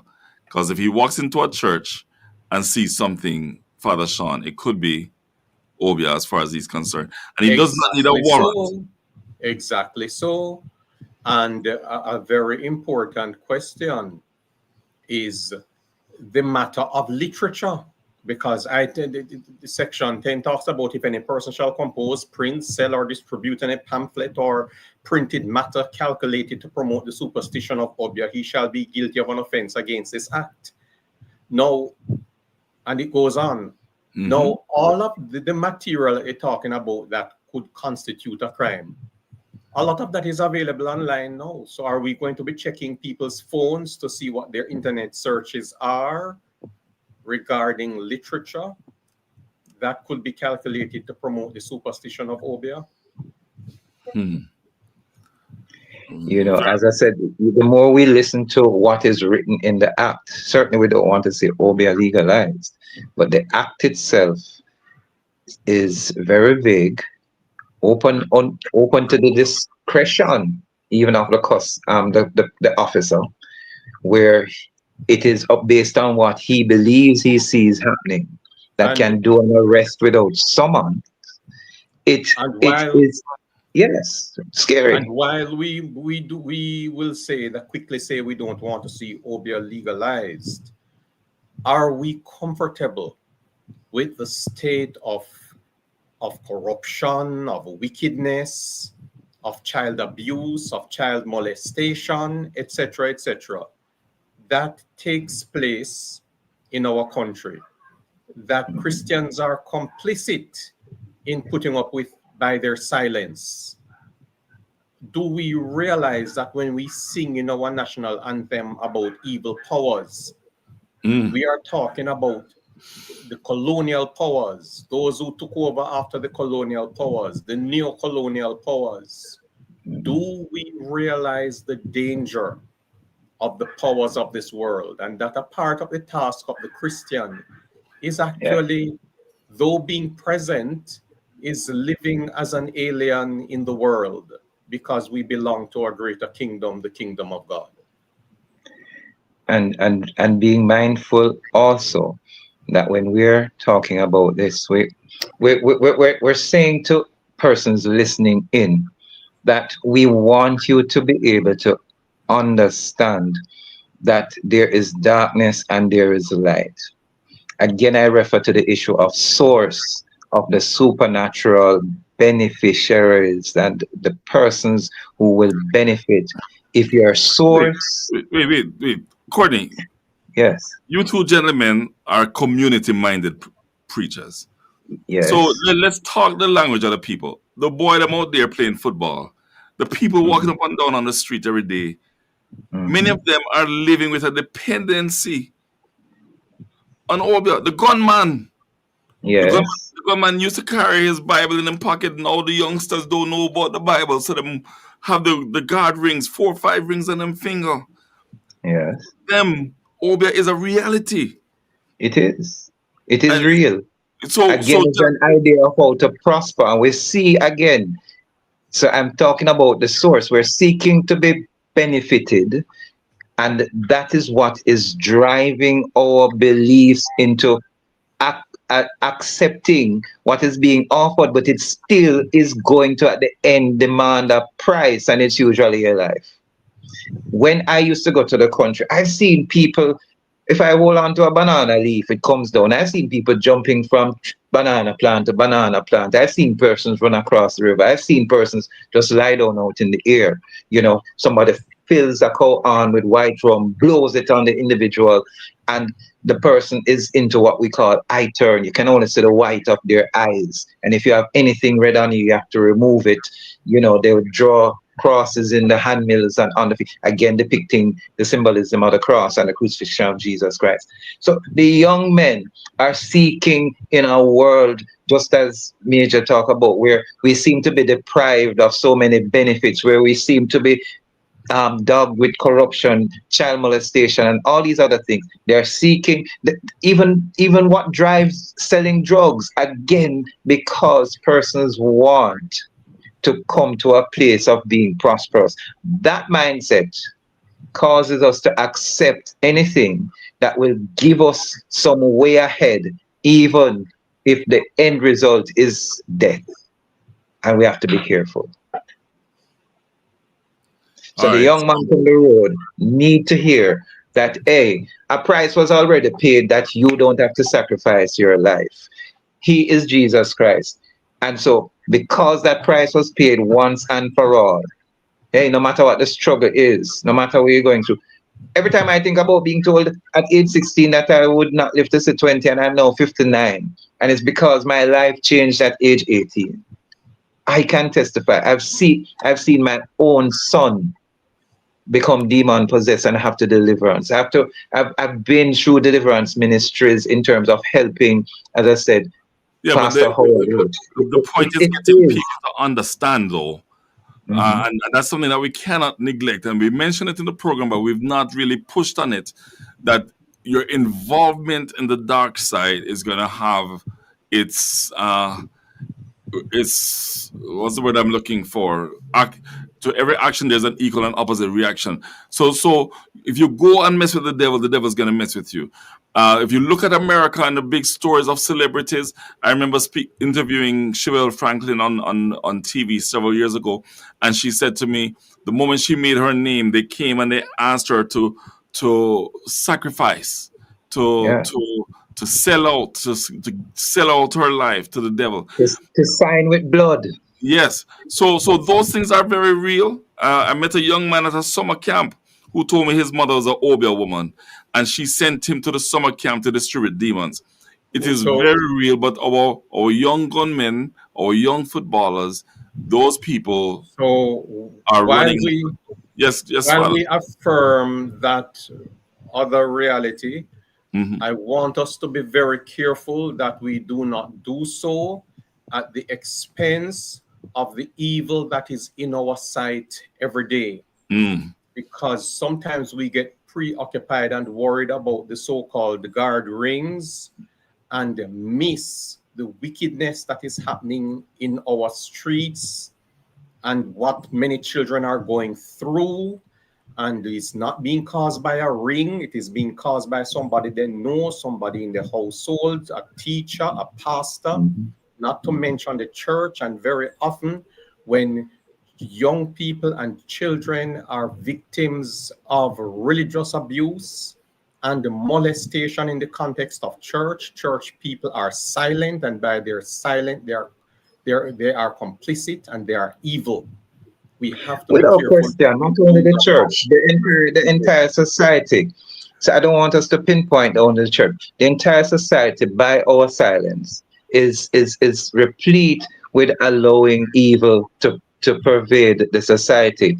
We have to get up. And I think the overarching theme to actually defeat this, I mean, even when I heard mention that Kumina is the antidote, or Mile is the antidote to Obeah. Not true. Mile and Kumina, based on my thing, getting persons into trance to be possessed and having channeling spirits, be very careful. That thing is one of the most demonic things I've ever seen, witnessed, or experienced. It is devilish. And the overarching theme, I tell some of my psychologist friends, if we love one another more and don't steal and kill and envy, bad mind, I guarantee you there's a change in our society. But because of greed, we do some horrible things. So I see By the Michael way, Diamond when is I got refer some to question. nihilism as antidote, I was not making that as a general declaration. Neither was I seeking to represent a Christian position. I was giving what the ancestral traditions and position. So Yes. Michael Diamond. I mean, I understand. I understood that. I was just saying because I One read second, the very Courtney. same One second, document Courtney. you read today. Yeah, 1 second, Courtney. Michael, are you there? Yes, I'm here. Very interesting. So we're hearing now the two gentlemen and myself have been engaging in the realities of Obeah. And Father Sean has put on the table that he's been asking for the repealing of the act. What are your thoughts on that? Because I've read several things from the act today, and obviously Obeah is real, Obeah is bad, the church is against Obeah, but we don't want the legalization of the Obeah Act, because the legalization of the Obeah Act says you're going to have to take some stands against the church and other institutions. Your thoughts, therefore, can we repeal this act? Can we start over, or what would be done by the legal luminaries?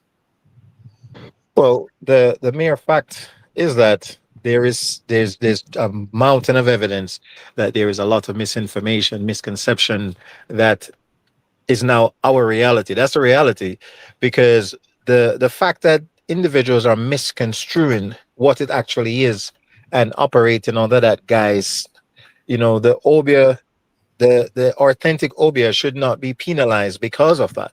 So not just to repeal it, but we really do have to recognize the fact that there are many different beliefs. There are many different belief systems. And even in the ones that are very mainstream, there are individuals that have been seriously injured by it. So we also cannot ignore the fact that there's a lot of racism that was attached to the implementation of this act. Because at 1898, what was happening is that the colonizer only wanted to promote his Christian religion, and because of the African spirituality that was being utilized to empower the slaves and to also give them an advantage against their colonizers, this is why they wrote what they did. Because if it was truly being considered today, the language would definitely have to change, because that encompasses a lot of religions. So it is a situation that we really do need to take a very serious and constructive look at it without violating an individual's constitutional right to their beliefs. Wow. So what's the next step? What's the next step? From your point of view, does the church need to do more? Does the church need to get a lawyer on the case? What's the next step?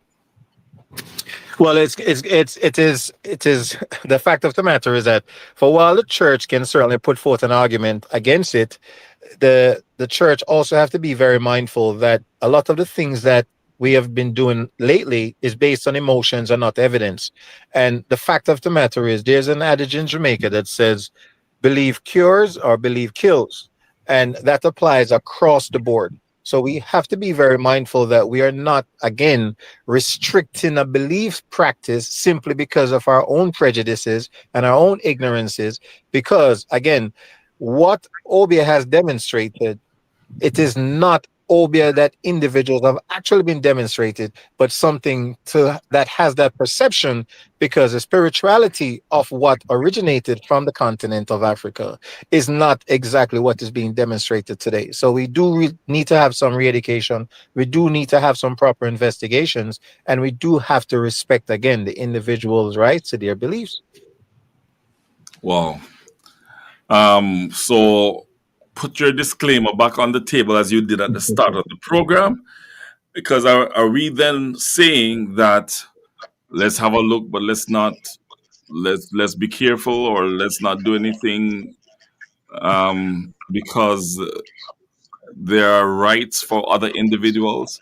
Um, Life is very funny. I remember I went to Cayman in 1992, went back to Cayman in 92. And at that point, the Rastaman had just come through a situation with the country there where he couldn't even just fly in and say he's a Rasta. There were certain beliefs, certain things, and over time things changed. Now we've seen Africans come to Jamaica. We've come in, we've interacted with the Arawaks that were left. The Arawaks were involved in the Mayaism. The Africans come in with their spirituality. With that comes what some people in Africa calls the negative part of our religion and of their religion and their ancestral worship. And today, the church will rise up against ancestral worship, against Obeah, witchcraft, and those things. But you're saying we have to be careful. We have to leave some things on the table because every man deserves a right. Correct. That's what you're saying. I'm not sure if he's still there, but technically, that's what we all say. We all say, as Christians, that we have to respect the space of others. Some churches still don't play drums because they say it is And like, unsafe. and as I noted earlier, it is not the tradition of the early church, and I'm not talking about Deuteronomy, I'm talking Yes. about early Christians, to Mhm. seek to criminalize those who thought differently from them.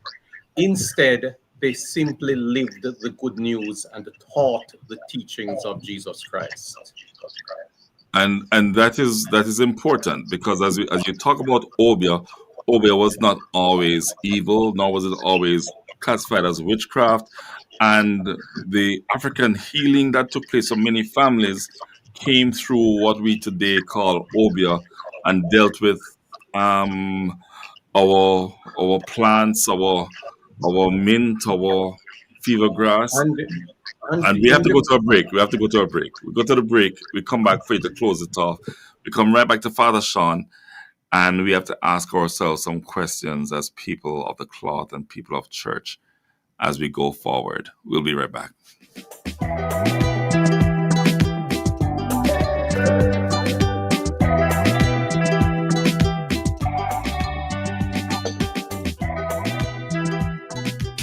Done, triple grease king in power. Each foam lasts longer. Done, triple grease king in power.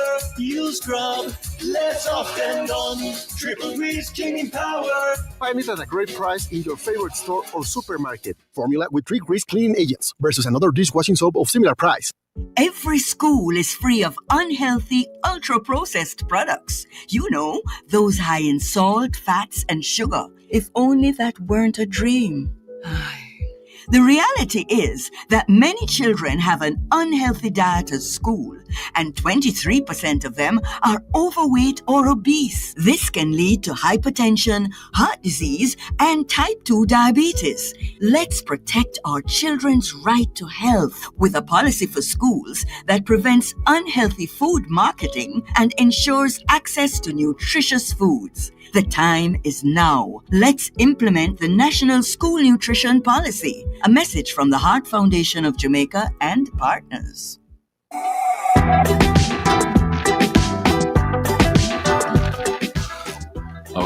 Voice notes. Okay, I'm back. We have a little time. I got a WhatsApp. Good day. I don't believe Obeah should be legalized because of the negative effects it has, especially on the youth, as Romans 12 reminds us not to overdo evil with good. I personally don't like how what was once taboo is now being highlighted in media as the norm. The problem is the lack of love that even some Christians are lacking again. They want to take vengeance, but Lord specifically told us that vengeance is His. As Mashika. We have a voice note. Let's go to the voice note very quick and see if we can get Donald again. Yes, late morning over here in Belize. I believe it's afternoon over there, or close to afternoon for Jamaica. Want to know if I could please share my new music video. I will send to you in this week for the same song, Just Like Me. Good morning, Pastor Courtney, Pastor Stephen, to my special pastor, and their guests. And I think Jesus' voice is in the background. My little piece, be sure, without a doubt, Obeah is real. Because when I was a little girl, my mom used to work and look after we. And she went along with this woman, husband, to be honest, this all. And that woman went to St. Mary and she Obeah, my mother. How do I know? My mom was going to UC swollen, well swollen, can't work, can't do. I wish I had the time to hear the story, but I have Donald Stewart one more time. Let's see if I can get 2 or 3 minutes out of him. Pastor Stewart? Pastor Donald Stewart? No? Don't have him? All right, so I tried. So let's go back to our guests. Father Sean? Yes, so I was.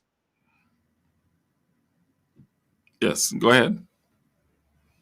Going while we celebrate church and we lift up the holiness of the church as we ought, let us not forget, certainly in the history of this part of the world, and I'm going to zero in on Jamaica, the Church of England, with its many adherents, was a part of supporting and upholding the Holocaust of slavery. And many of its members showed up on a Sunday morning looking all holy at Holy Communion. And they believed that what the church was doing and what the state, as in England, was doing was okay. And yet, the same Bible that has been used to enslave people, in that same Bible, thankfully, the message of liberation was always present, because it's not God's will that one people should enslave another set of people. Interestingly, when we refer to Deuteronomy and some of those Old Testament texts, while we may learn stuff there, much of it is not always instructive, because a lot of it is informed by tribal thinking. And tribal thinking says some things that are certainly not Christian.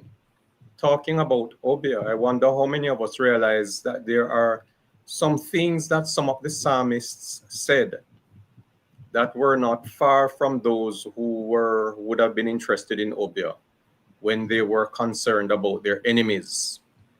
And things like saying, "Happy are those who dasheth thy little ones against the rocks," and things like that. That's certainly not a Christian prayer.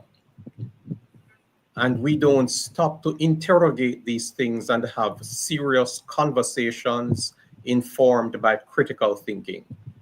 I am suggesting to us that we humble ourselves as we come to this topic and acknowledge that all of us, regardless of our belief systems, want to be protected by the law. Should the Obeah Act be repealed? The constitutional challenge is a step in the right direction. The act should be struck down. The rights and freedoms of every Jamaican should be respected and protected. This is yet another opportunity for those who may consider themselves unlikely to be accused or charged regarding Obeah to support the rights and freedoms of those who so believe and practice. You know, you say something that makes me go deeper.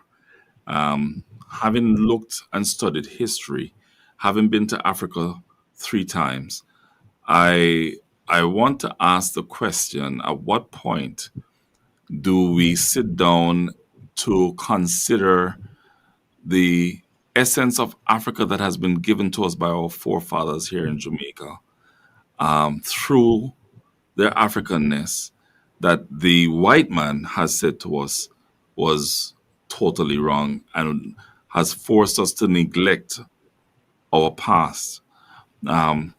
Certainly, Obeah, the negative parts of it, because once again, not everything associated with the act of Obeah was wrong, because when you look at it, the the white man never differentiated between the good part of African healing and the bad part of Right. all of that. So for some reason We need to. And I know some pastors are going to want to stone me, but we've not taken the time. And so when you look at the act, it does not differentiate between us and them. Us as in Christians and religions, or Christian religion, and the ancestral practices that were not all negative. And don't forget that Christians are doing some very dark and evil things today. And pulling from other places into our Christianity, into our representation of Christianity. Courtney, you're silent. When I was waiting for everybody to finish talk, I was taught by my mother not to speak while others are. But again, I just want to make a strange fact. It's strange that when the act in 1898 was passed, it was the same time that a young man developed a book, published it, called the Obeah Bible, and guess his name. In Jamaica, most people know the Lawrence. It's strange. And I'm one of those who will again say, not because it's cultural, it means it's conscious. I am also saying, what is the supernatural force, or what is the supernatural source behind the supernatural force that you're seeking benefits from? Because we also know I can do something to benefit you, but I am also looking at the end to see how I can benefit from you, even if I gave you something that benefits you. I'm looking at a transactional benefit, and whether or not, and I know I'm going to be sounding different from both yourself and Sean, is whether or not it becomes beneficial to me, whether it is healing or not. What is the demand at the end? Is there a sacrifice of I who have sought to prosper in the end? And so while I want to make this final point, the Bible was never ever Eurocentric. Jerusalem, Ethiopia, those places referred to in the Bible definitely are not Eurocentric. While our colonial masters may have used it to their own benefit, especially the Dutch Reformed Church and apartheid, we must remember, it was until 1982 I saw a black man in the Bible, and all I read it, I saw white. Even Zipporah, the Ethiopian wife of Moses, I saw as white, and I was astonished. So that sort of brainwashing occurred without question. But we must not make it preclude what is truth. While our colonial master may have done some amendments and used it for their own benefits, we must ask ourselves, what is the supernatural source behind the supernatural force? If we decide on that, then we will be sure what to do. The Obeah Act needs looking at, though. Sean Major Campbell, I give you 30 seconds before I wrap. Your Yes. final comment. I just want to say to fellow sisters and brothers of the faith, to brothers and sisters of various African spiritualities, of Obeah tradition, etc., peace and blessings be with you all. I like how you ended, because I want to suggest that we get together, you pastors and others, because the government is going to be having a look at this act. It's going to take some minds. We're going to have to sit down at a table and work out how we go forward to protect the future of Jamaica, and that the act be repealed, and we work together with them to enforce the safety of our people. Can I also state this, Steve? Some of what I see, some of our pastors and prophets are doing now in today's society, really criminal and should be locked up. Yes, but we have to be careful. We don't want to become too legislative. No, I'm not saying let's legislate it, and that's why I said the Obeah Act needs to be looked at without question. Its present state is indeed something that is so vague that any person, based on the discretion of the constable, can lock us down. Our time's up, gentlemen. Thank you for joining us. I can't go another second. Ladies and gentlemen, this is the essence of the BIBLE, the book for you and me. There's so much there, and we have to look at how it impacts our lives. plus all those other things around it. We did it today with the Obeah Act. I hope and pray that we don't just say, okay, it cannot be legalized or it should be legalized. I'm suggesting that we take a look, we bring together people, and we move forward because Jamaica needs a deeper look at all of this. I'm Harold Vern Norman Washington Blair. This has been The Rock, and you've been with Love FM. See you next week.